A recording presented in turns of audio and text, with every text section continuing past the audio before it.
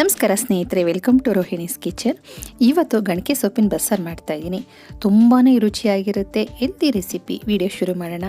ಅದಕ್ಕಿಂತ ಮುಂಚೆ ಯಾರು ನನ್ನ ಚಾನಲ್ನ ಸಬ್ಸ್ಕ್ರೈಬ್ ಮಾಡ್ಕೊಳ್ತೇನೆ ನೋಡ್ತಿದ್ದೀರೋ ಅವರು ಮೊದಲು ಸಬ್ಸ್ಕ್ರೈಬ್ ಮಾಡ್ಕೊಳ್ಳಿ ಅಂತ ಹೇಳ್ತಾ ವಿಡಿಯೋನ ಶುರು ಮಾಡ್ತಾಯಿದ್ದೀನಿ. 2 ಕಟ್ಟು ಗಣಕೆ ಸೊಪ್ಪನ್ನು ತೆಗೆದುಕೊಂಡು ನೀಟಾಗಿ ಎಲ್ಲ ಬಿಡಿಸಿಟ್ಕೊಂಡಿದ್ದೀನಿ. ಅದನ್ನು ತೊಳೆದಿಟ್ಕೋಬೇಕು. ಹಾಗೆಯೇ ನಾನಿಲ್ಲಿ 150 ಗ್ರಾಮಷ್ಟು ಹೆಸರು ಕಾಳನ್ನು ತೆಗೆದುಕೊಂಡಿದ್ದೀನಿ. ಒಲೆ ಮೇಲೆ ಪಾತ್ರೆ ಇಟ್ಟು 1.5 ಲೀಟ್ರಷ್ಟು ನೀರು ಹಾಕ್ಕೊಳ್ಳಿ.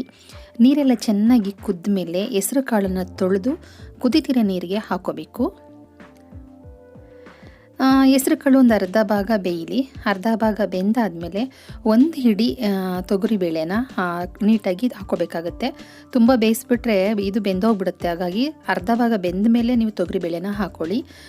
ತೊಗರಿಬೇಳೆ ಹಾಕ್ಕೊಂಡು ಒಂದು 5 ನಿಮಿಷ ಚೆನ್ನಾಗಿ ಬೇಯಿಸ್ಕೊಂಡಾದಮೇಲೆ ಗಣಕೆ ಸೊಪ್ಪು ಹಾಗೆ ರುಚಿಗೆ ತಕ್ಕಷ್ಟು ಉಪ್ಪನ್ನು ಹಾಕಿಬಿಟ್ಟು ಚೆನ್ನಾಗಿ ಮಿಕ್ಸ್ ಮಾಡಿಕೊಂಡು ಒಂದು 3 ರಿಂದ 4 ನಿಮಿಷ ಚೆನ್ನಾಗಿ ಕುದಿಸ್ಕೋಬೇಕು. ಸೊಪ್ಪೆಲ್ಲ ಬೇಯಬೇಕಲ್ವ, ಹಾಗಾಗಿ ಚೆನ್ನಾಗಿ ಕುದಿಸ್ಕೋಬೇಕು. ಇವಾಗ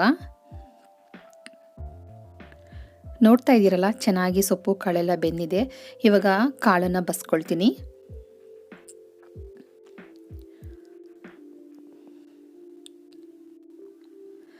ಸೊಪ್ಪು ಕಾಳು ಸಪ್ರೇಟು ಮತ್ತು ಕಟ್ಟು ಸಪ್ರೇಟ್ ಮಾಡ್ಕೊಂಡಿದ್ದೀನಿ. ಬಸ್ಸಾಂಬರಿಗೆ ರುಬ್ಕೊಳ್ಳಿಕ್ಕೆ ಅಂತ 1 ಗೆಂಡೆ ಈರುಳ್ಳಿ, 1 ಟೊಮೊಟೊ, ಒಂದು 10 ಇಲುಕು ಬೆಳ್ಳುಳ್ಳಿ, ಸ್ವಲ್ಪ ಕರಿಬೇವು, 1 ಗೋಲಿ ಗಾತ್ರದ ಹುಣಸೆ ಹಣ್ಣು, ಹಾಗೆ ಸ್ವಲ್ಪ ಹಸಿ ತೆಂಗಿನಕಾಯಿನ ತೊಗೊಂಡಿದ್ದೀನಿ. ಅದನ್ನೆಲ್ಲ ನೈಸಾಗಿ ರುಬ್ಬಿಟ್ಕೋಬೇಕು. ಒಲೆ ಮೇಲೆ ಪಾತ್ರೆ ಇಟ್ಟಿದ್ದೀನಿ. 1 ಟೇಬಲ್ ಸ್ಪೂನ್ ಎಣ್ಣೆ ಹಾಕ್ಕೊಳ್ಳಿ. ಸ್ವಲ್ಪ ಸಾಸಿವೆ ಜೀರಿಗೆ ಹಾಕ್ಕೊಂಡು ಅದೆಲ್ಲ ಸಿಡಿದ ಮೇಲೆ 1 ಗೆಂಡೆ ಬೆಳ್ಳುಳ್ಳಿನ ಜಜ್ಜಿಟ್ಕೊಂಡಿರೋದನ್ನ ಹಾಕ್ಕೊಂಡು ಸ್ವಲ್ಪ ಕೆಂಪುಗಾಗೋವರೆಗೂ ಹುರ್ಕೋಬೇಕು. ಒಂಬಣ್ಣ ಬರಲಿ, ಹಾಗಾಗಿ ತುಂಬಾ ಘಮ ಬರುತ್ತೆ ಒಂಬಣ್ಣ ಬಂದರೆ. ಹುರ್ಕೊಂಡಾದ್ಮೇಲೆ ಸ್ವಲ್ಪ ಇಂಗನ್ನು ಸೇರಿಸ್ತಾ ಇದ್ದೀನಿ. ಇವಾಗ ಒಣಮೆಣಸಿನಕಾಯಿ, ಕರಿಬೇವು ಸೊಪ್ಪನ್ನು ಹಾಕ್ಕೊಂಡು ಕಲರ್ ಚೇಂಜ್ ಆಗೋ ತನಕ, ಅಂದರೆ ಒಣಮೆಣಸಿನಕಾಯಿ ಎಲ್ಲ ಸ್ವಲ್ಪ ಕೆಂಪುಗಾಗೋ ತನಕ ಹುರ್ಕೋಬೇಕು. ಹುರ್ಕೊಂಡಾದ್ಮೇಲೆ ಈಗ ಬಸ್ತಿಟ್ಕೊಂಡಿರೋ ಕಟ್ಟನ್ನು ಇದಕ್ಕೆ ಸೇರಿಸ್ಬೇಕಾಗತ್ತೆ ಒಗ್ಗರಣೆಗೆ.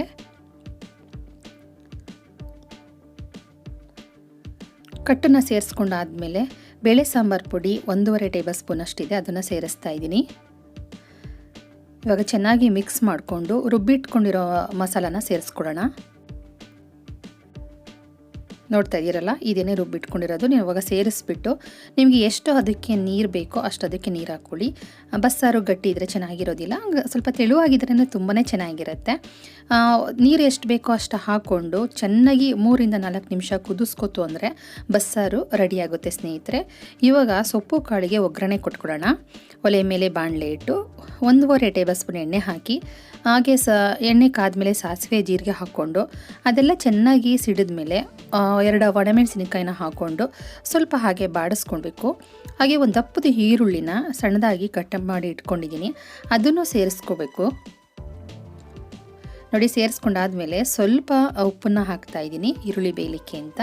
ಸ್ವಲ್ಪ ಉಪ್ಪು ಹಾಕ್ಕೊಂಡು ಚೆನ್ನಾಗಿ ಸ್ವಲ್ಪ ಕಲರ್ ಬರೋ ತನಕ ಹುರ್ಕೊಂಡಾದ್ಮೇಲೆ ನಾನು ಸೊಪ್ಪು ಕಾಳನ್ನು ಹಾಕಿ ಅದ್ರ ಜೊತೆಗೆ 3 ಟೇಬಲ್ ಸ್ಪೂನಷ್ಟು ಹಸಿ ತೆಂಗಿನಕಾಯಿ ತುರಿ ಹಾಕ್ಕೊಂಡು ಚೆನ್ನಾಗಿ ಮಿಕ್ಸ್ ಮಾಡ್ಕೋಬೇಕು. 2 ರಿಂದ 3 ನಿಮಿಷಗಳ ಕಾಲ ಚೆನ್ನಾಗಿ ಮಿಕ್ಸ್ ಮಾಡ್ಕೊಳ್ಳಿ. ಅದರಲ್ಲಿರೋ ನೀರಿನ ಅಂಶ ಎಲ್ಲ ಸುಂಡ್ಕೊಂಡ್ರೆ ಸೊಪ್ಪು ಕಾಳು ಹಾಳಾಗೋದಿಲ್ಲ. ಚೆನ್ನಾಗಿ ಮಿಕ್ಸ್ ಮಾಡ್ಕೊತು ಅಂದರೆ ಗಣಕೆ ಸೊಪ್ಪಿನ ಬಸ್ಸಾರು ಪಲ್ಯ ರೆಡಿ ಆಯಿತು. ಸ್ನೇಹಿತರೆ, ನೋಡಿದ್ರಲ್ಲ ಹೇಗೆ ಈಸಿಯಾಗಿ ಹೆಲ್ತಿ ರೆಸಿಪಿನ ಅಂತ.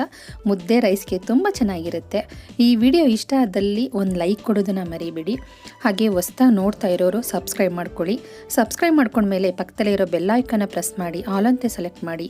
ಮುಂದೆ ಹಾಕೋ ಪ್ರತಿಯೊಂದು ವಿಡಿಯೋ ನೋಟಿಫಿಕೇಷನು ನಿಮಗೆ ಬರುತ್ತೆ. Thank you. ನೆಕ್ಸ್ಟ್ ರೆಸಿಪಿನಲ್ಲಿ ಸಿಗ್ತೀನಿ.